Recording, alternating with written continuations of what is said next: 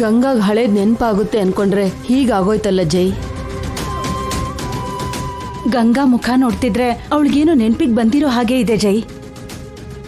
ಹೌದು ಸರ್, ಅಭಿ ಸ್ವಲ್ಪ ಹೊತ್ತು ಸುಮ್ಮನೆ ಇದ್ದಿದ್ರೆ ಮೇಡಮ್ ಅವ್ರಿಗೆ ಎಲ್ಲ ನೆನಪಿಗೆ ಬರ್ತಿತ್ತು. ಒಳ್ಳೆ ಅವಕಾಶ ಕೈಜಾರ್ ಹೋಯ್ತು ಸರ್. ನೀವು ಕಷ್ಟಪಟ್ಟು ಮಾಡಿದ ಪ್ಲಾನ್ ಫೇಲ್ ಆಗೋಯ್ತು ಅಂಕಲ್. ಎಲ್ಲ ಅಭಿ ಯಜಮಾನ್ರಿಂದಾನೆ. 2-3 ದಿನಗಳಲ್ಲೇ ಎಲ್ಲ ಬದಲಾಗುತ್ತೆ. ಗಂಗನ್ಗೆ ಹಳೇದು ನೆನಪಿಗೆ ಬರುತ್ತೆ ಅಂತ ನಾನೇನು ಅನ್ಕೋತಿಲ್ಲ. ಆದ್ರೆ ಅವಳಿಗೆ ದಿನಕ್ಕೆ ಸ್ವಲ್ಪ ಸ್ವಲ್ಪ ನೆನಪಿಗೆ ಬಂದ್ರೆ ಸಾಕು. ಆದ್ರೆ ಅಭಿ ಅಡ್ಡ ಬರ್ದೆ ಹೋಗಿದ್ರೆ ಇವತ್ತು ಗಂಗಾಗೆ ನೆನಪು ಬರ್ತಿತ್ತಲ್ವ ಜೈ. ಅಭಿ ಮಾಡಿದ್ದು ತಪ್ಪು ಅನ್ಬೇಡ ಅಜ್ಜಿ. ಅವನ ಸ್ಥಾನದಲ್ಲಿ ನಾನಿದ್ದಿದ್ರು ಅದೇ ಕೆಲಸ ಮಾಡ್ತಿದ್ದೆ. ಇದೇನ್ ಕಂದ, ಇಂಥ ಅವಕಾಶ ಮತ್ತೆ ಬರತ್ತಾ? ಅಭಿ ತಪ್ಪು ಮಾಡ್ಬಿಟ್ಟ. ಇಲ್ಲ ಚಿಕ್ಕಮ್ಮ, ಬೇರೆ ಗಂಡ್ಸ್ ಯಾರಾದ್ರೂ ನಿನ್ ಕೈ ಹಿಡಿದ್ರೆ ನಾನು ನೋಡ್ತಾ ಸುಮ್ಮನೆ ಇರ್ತೀನ?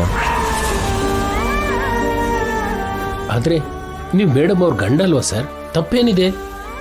ಆ ವಿಷಯ ನಮ್ಮೆಲ್ಲರಿಗೂ ಗೊತ್ತು ನಾಣಿ. ಆದ್ರೆ ಅಭಿ ಗೊತ್ತಿಲ್ಲ ಅಲ್ವಾ. ಹೆತ್ತ ತಾಯಿ ಮೇಲೆ ಅವನಿಗಿರೋ ಪ್ರೀತಿ, ಕನ್ಸನ್, ಕೇರಿಂಗ್ ನೋಡಿ ಅವನ ತಂದೆಯಾಗಿ ಗರ್ವ ಪಡ್ತೀನಿ.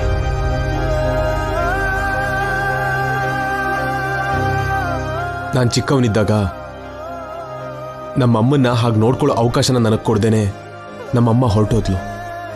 ನಾನು ಮಿಸ್ ಮಾಡಿದ್ನಲ್ಲ ಅಭಿ ಈಗ ಈಡೇರಿಸ್ಕೊತಿದ್ದಾನೆ.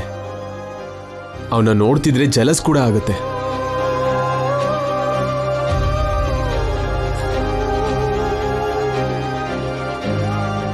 ಒಂದು ಕಾಲದಲ್ಲಿ ಗಂಗಾ ನನ್ನ ಹತ್ರ ನೀವು ನನ್ನ ಪಕ್ಕದಲ್ಲಿದ್ದರೆ ನನಗೆ ಧೈರ್ಯ ರೀ ಅಂತಿದ್ಲು.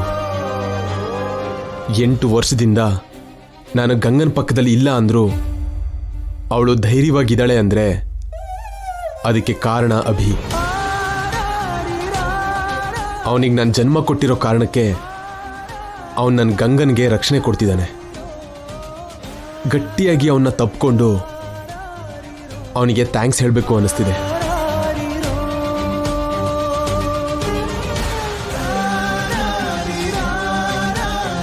ನಿನ್ಗೆ ಅಷ್ಟೊಂದು ಪ್ರೀತಿ ಇರ್ಬೇಕಾದ್ರೆ ನೀನೇ ಅವನ ತಂದೆ ಅಂತ ಹೇಳ್ಬೋದಲ್ಲ ಜೈ.